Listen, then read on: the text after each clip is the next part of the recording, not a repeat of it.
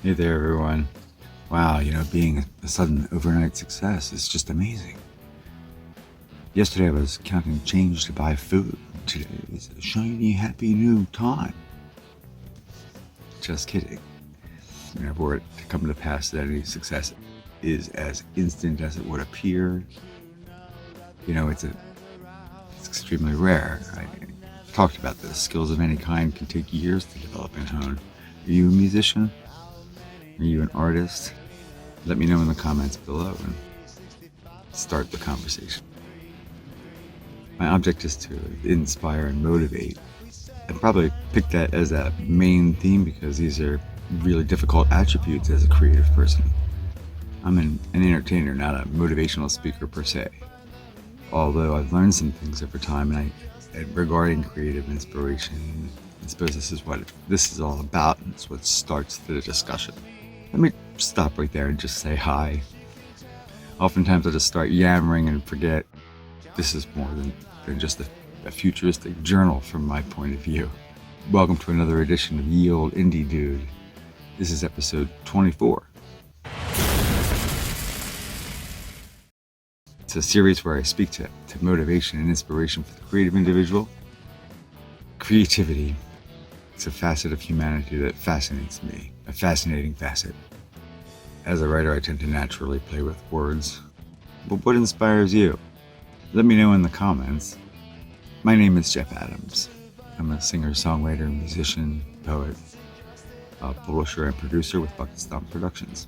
Please check out my plethora of social and other links over at jeffadams.info. Please be sure to push that subscribe button too if you haven't had a chance. Thank you. Apparently there's an algorithm going on behind everything we do on varying platforms. If you push the like button too, the algorithm recognizes this, so more content that you like shows up on your feed. So I really appreciate that sort of thing, obviously. And that's why I wanted to say hello and give a special shout out to everyone that's already subscribed. Hey there, everyone. Thank you so much for subscribing. So, as far as direction and being an artist, it can be very rewarding, but also very frustrating if you go about it with unrealistic expectations. That, my friends, is the nexus of disappointment. You put yourself there when you go about wanting things that perhaps are unrealistic, maybe outside of our reach. So while this might sound like the opposite of encouragement, don't do what you want or you might get disappointed. I mean it differently than that. Don't be discouraged by the overwhelming nature of huge endeavors. As it is with everything, break it down into components of things already accomplished. It's like learning how to walk. I love those old adages. You gotta learn how to crawl before you can walk. Except some people do seem to arrive on the scene as if they came out of the womb sprinting. I don't know what that's all about. If you know, please let me know in the comments. But as the power of suggestion, sometimes it works the opposite way. I did tell my children this sort of thing when they were younger, don't do the things that I did. I'll go so far to say is, do the opposite. If you've ever told a younger person, do as I say, not as I do, you might have learned this already. Suggestion is very powerful, put forth correctly. But example carries so much more weight, especially onto the young ones you try to show things to. And let me just say this too. No matter how old you are, no matter whether you're a parent or not, there's always a younger person who's going to look at your behavior and want to emulate it for whatever reason.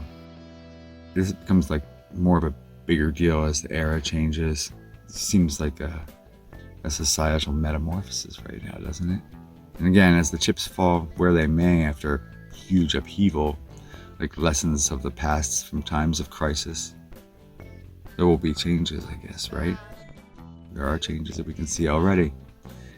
These changes will be unforeseen by many, be grumbled and embittered by some, and no doubt embraced by others that control resources. I guess control invariably means that who will have access to fresh water, organic food, and shelter that isn't ramshackle. I think the era of feudalism never really came to an end. I think that people were convinced that it changed. It worked The same with so many aspects of historical societal oppression. For example, slavery was a horrible attribute of humanity historically. We all can agree on this. We all know this. Why? Because we believe in this common frame of reference that we've moved beyond such primitive notions. If we take a look at the world in nation-state economies, we can see a different reality. Americans, for example, pay hundreds of dollars for sneakers. Some with a logo on them, and which are made from child labor for pennies. Most people will not think twice about this. However, economics always amounts to supply and demand. As the world changes into something less organic and more automatic, this economic divide will be more glaringly obvious. People complain that no one cares. It's always been that way. It's mostly true.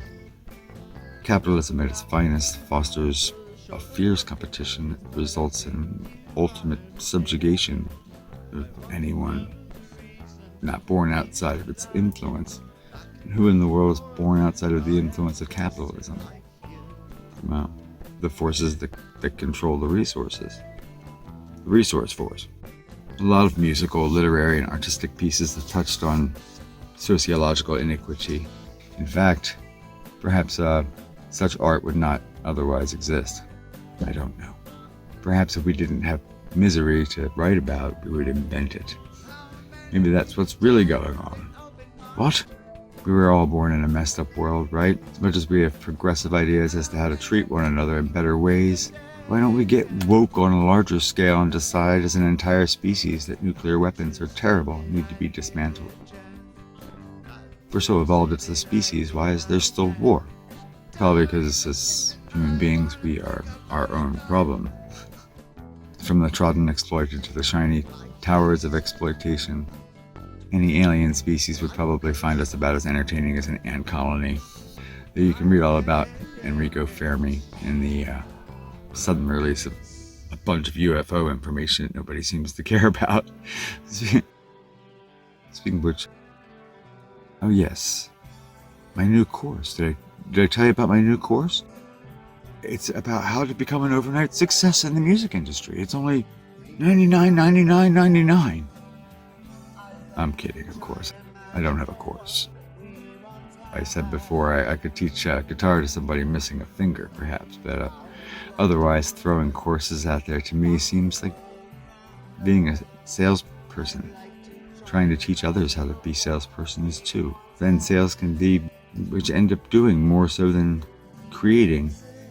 There are courses, however, that where there are experts in the fields in which you are looking to learn from. Well, make sure you do your own research to determine the correct course of action. Sorry, I couldn't help it. It's a crazy time, right? Well, if you look at it objectively, that's even a thing. Every time in human history seems a little crazy. That's why history is so very interesting. We just happen to recognize a shift towards a big difference at this moment in time. Imagine 100 years ago, though. The innovations being ushered into human existence, very different than ever before at that time, too. Amidst plagues and fears at that point. Now, let's see what happened. We had public utilities that came into being, like water, and sewage, and trash. The telegraph, the steam engine, photography, the light bulb, phonographs, the automobile, the radio, airplane, television, most of which grew within a 40-year time span.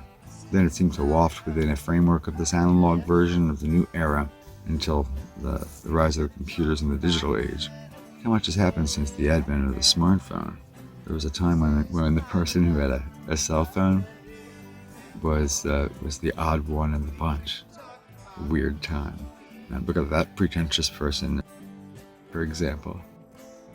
It's funny how some common points of view change in short periods of time. Now we share the wealth of human knowledge and experience socially daily. Imagine someone from the Victorian era seeing a superhighway.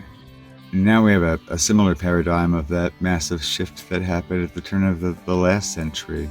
They're talking about UFOs openly in the news. What's the public response to this? Nothing. Otherwise, also nothing. I see the headlines and I think, well, is everything tabloid now? Also, what will this point in time reveal in the transformation of the world to come? We can talk about this sort of thing more in the comments if you'd like.